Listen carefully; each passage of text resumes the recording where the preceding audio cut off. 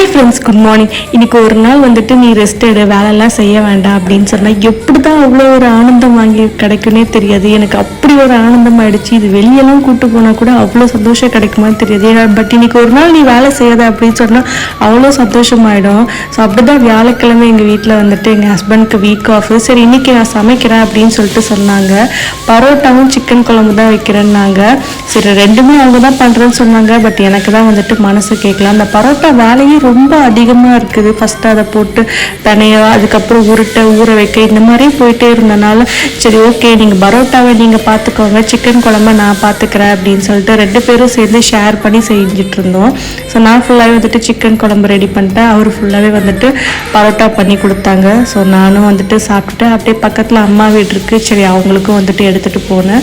First time தான் செஞ்சுருந்தாங்க. But ரொம்பவே வந்துட்டு டேஸ்ட் நல்லா இருந்துச்சு. கடை வெஞ்சு கிள்ளனாலும் பட் நல்லா இருந்துச்சு.